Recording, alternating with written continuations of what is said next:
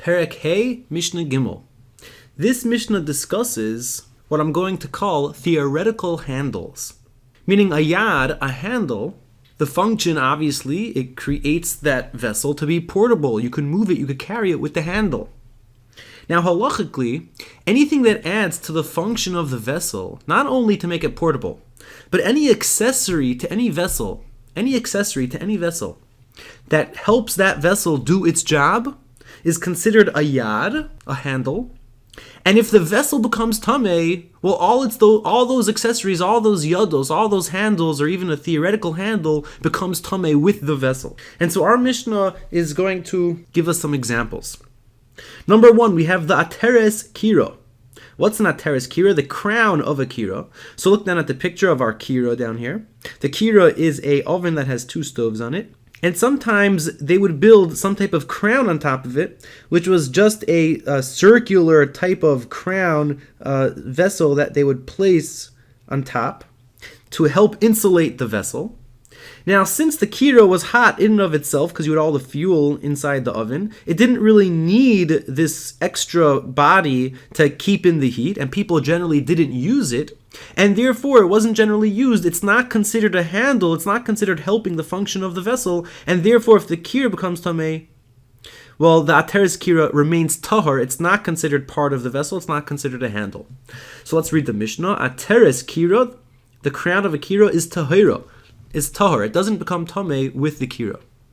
Case number two. We're going to have three cases. Case number two. Tiras hataner. The tira of the tanner. Now what's tiras hataner? The word sounds like a hard word, but it's really a pasuk in Chumash. So let's learn a little bit of Chumash here.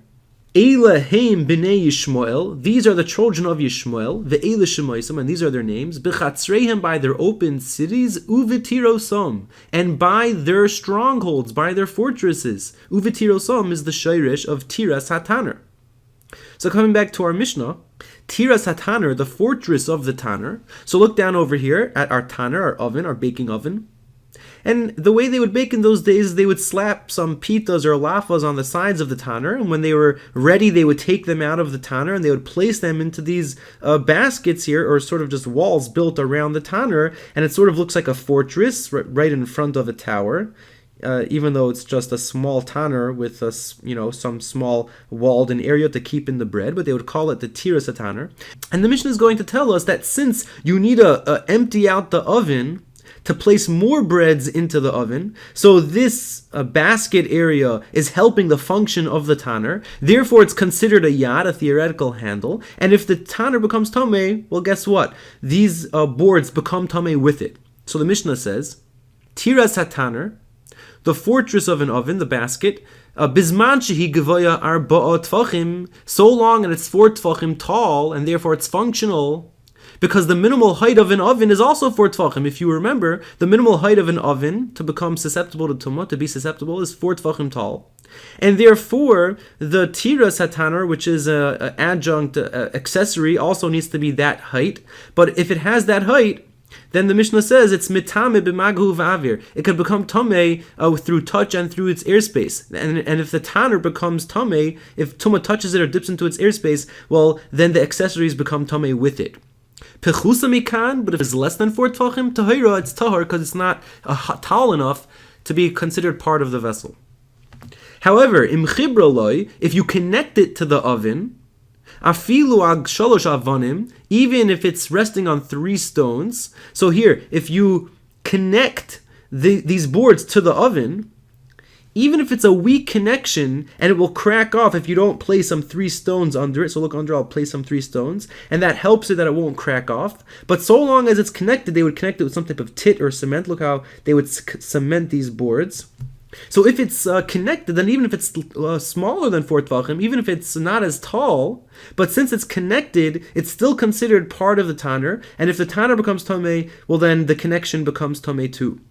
So as the Mishnah says, im chibrolo, if you connect the tira, afilo al shalosh avanim, even on top of 3 stones, which is not such a strong connection, tameya, it's susceptible to tumah with the tanner.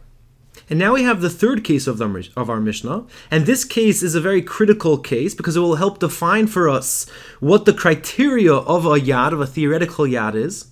And so this case is a beis hapach, which is a oil pocket, ubeis hatvalin, or a spice pocket, ubeis haner, or a candle pocket, shebekira, on a kira. So let's look at our kira over here. And what they would do in those days, they would build pockets, like cement pockets, onto the body of the kira. And it would be very useful to have pockets on the kira. They could place their candles there so they could see their food that they're cooking, their spices they could keep in a different pocket, or the oil jug. And the question is, are these pockets considered a yad to the kira? And so if the kira becomes tameh, do these pockets become tameh? And so here's where it gets a little subtle. Because coming back to the tiras hataner, now we said that the tiras hataner is considered a theoretical yad because it shares the function of the tanner. It helps the tanner bake more bread. And so it has the oven's goal in mind of baking bread. And so we could say that it has the oven's goal. It shares the oven's goal of baking more bread. Now here's where it gets subtle. With regards to the pockets of the kira, if you think about it, the pockets of the kira are not cooking the food. The kira is what cooks the food. The pocket is what holds the items to spice the food, to see the food. It's not helping cook the food. And so we could say that the pocket and the kira, they share the same goal to help make the food edible. They share the same goal, but the pocket doesn't have the kira's goal. It's not cooking, but they share same goals. So we could say it shares goals to make the food edible, but it's not helping the direct function of the kira. And therefore, it doesn't qualify to be a yad. It doesn't qualify to be a theoretical handle. However, since it is connected to the kira, it's literally cemented on, and it shares goals with the oven, so there's midrabanon, it's considered connected, and midrabanon, it's tameh with the kira.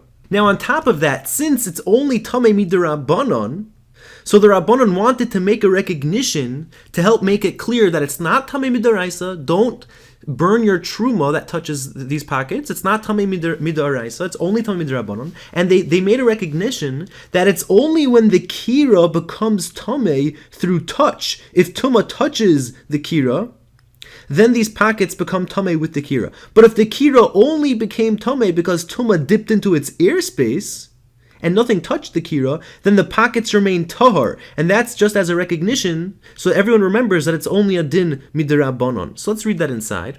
Beis hapach, the pocket for the oil, beis hatavalin, the pocket for the spices, ubeis haner, the pocket for the candle, shebakira, on the side of the kira. Mitamin bimaga, these pockets become tameh when the oven becomes tameh through touch. Ve'enon mitamin ba'avir, but if the oven becomes tameh with airspace, the pockets remain tahar. Divrei Rabbi Meir, these are the words of Rabbi Meir. Rabbi Shmuel mitaher, Rabbi Shmuel argues. The Bartanura changes this to Rabbi Shimon. Rabbi Shimon argues and he holds it's tahar. He doesn't make this din d'Rabbanan, he doesn't make this decree. And Rabbi Shimon maintains that since these pockets don't have the kira's goal, they just share goals to help the food, a third item, so therefore we don't make any decrees, even though they're connected, and if the kira becomes tameh, the pockets remain tahar. Now it's your turn to read the Mishnah.